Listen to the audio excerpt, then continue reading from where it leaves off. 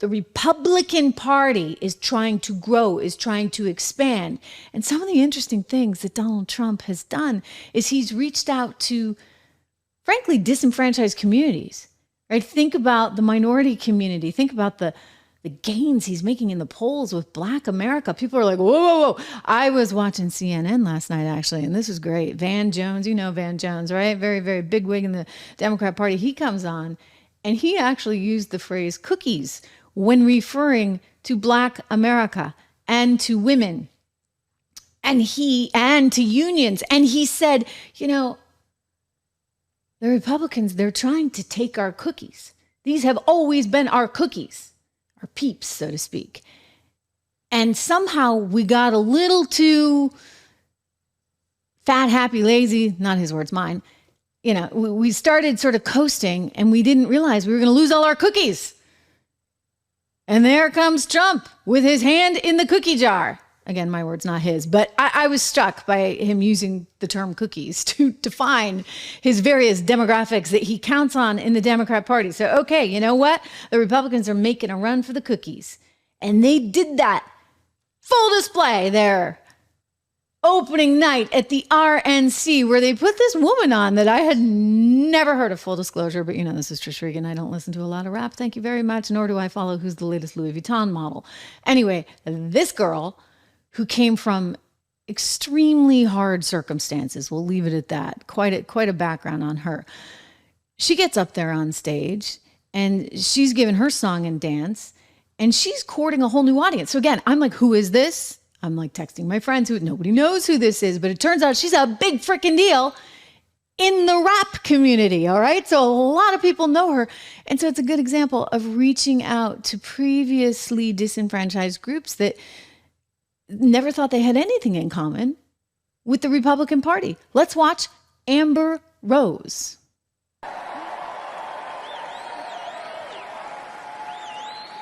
I realize Donald Trump and his supporters don't care if you're black, white, gay, or straight. It's all love.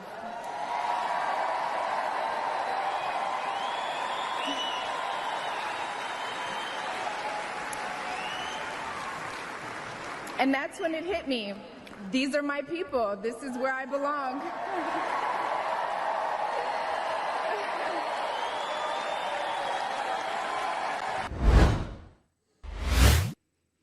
So, interesting.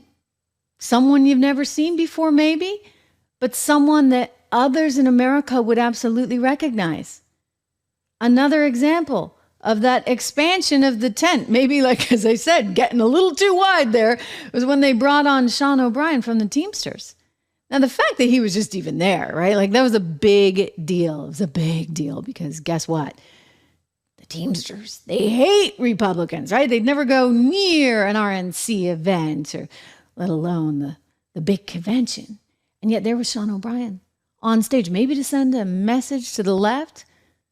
I'm not sure. He didn't endorse Trump, but he knows many, many union workers in America love Trump because they look at the situation and they know darn well the left has sold them out. They know darn well a lot of their union leaders have sold them out. So maybe Sean O'Brien's like thinking, okay, self-preservation here. How do I get on this train? I have more to say about this, but let's listen to a brief clip here of Sean O'Brien, the head of the Teamsters Union. To form unions. But for a century, major employers have waged a war against labor by forming corporate unions of their own. We need to call the Chamber of Commerce and the business roundtables what they are. They are unions for big business. And here's another fact.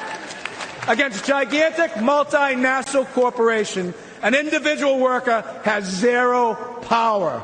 It's only when Americans band together in democratic unions that we win real improvements on wages, benefits, and working conditions. Companies like Amazon are bigger than most national economies.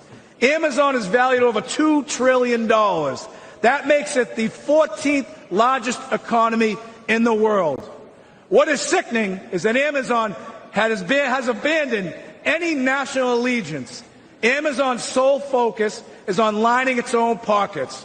Remember, elites have no party, elites have no nation. Their loyalty is to the balance sheet and to the stock price at the expense of the American worker.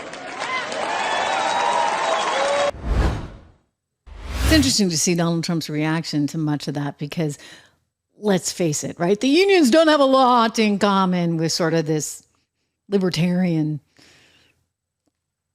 I think, spirit that is so much part of Trumpism and MAGA, and that's what really kind of governs it. But by the same token, think about how capitalism, which, by the way, best system you got, I challenge you to find anyone better. Capitalism has actually, in some ways, really hurt your average worker. You think back to the days when you only needed one parent working. The other parent could stay home because, trust me, taking care of the home and taking care of kids, that's a real job, ladies and gentlemen. And somebody has to do it. So there used to be a time when you only needed one worker. And guess what? You could still take your 2 vacations a year, and your kid could still have piano lessons and new sneakers every year and this, that, and the other. But inflation is so crazy that guess what? That doesn't exist anymore. So you got to ask yourself, what's happened? I get it. We're improving. Technology keeps coming our way, and that's all good. But what happens if you just completely obliterate the middle class? It is the full foundation of America and all the workers that we need. Then you got problems. And unfortunately, in this race to achieve greater and greater profitability and better margins, the middle worker, the average American, has gotten the shaft. You've heard me talk about the hourglass economy, where there's a lot on top and a lot on the bottom, but the people that are out there working hard for a living, 2, 3 jobs, they're the ones getting squeezed. The unions know that. They haven't been able to fix it. I don't think they want to fix it. I don't think they care to fix it because they just care about their big fat salaries that they keep on getting as long as they just keep on donating money, which they take from the workers right into the Democrat coffers. But what if that could change? What if we fix this little flaw in capitalism somehow, some way? And I don't have the answers, and we can talk about it on a different show. We'll get Rob back, Rob Horton, my partner at 76 Research, because I guarantee you he's got some ideas, really good ideas on this. But we need to solve for that because we got to have capitalism, but we can't let labor have no say whatsoever.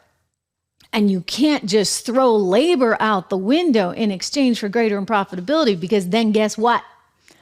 All the money is going to shareholders. Capital, which is the investment, gets an outsized portion of all the success. So that has to change. Fundamentally, it has to change. Donald Trump knows that. I don't think he agrees with a lot of what Sean O'Brien was saying in terms of, give me more. But there is a capitalist approach here. And that's what we need to seek. And that's what we need to find. And that's what I trust this party with Donald Trump and J.D. Vance to be doing.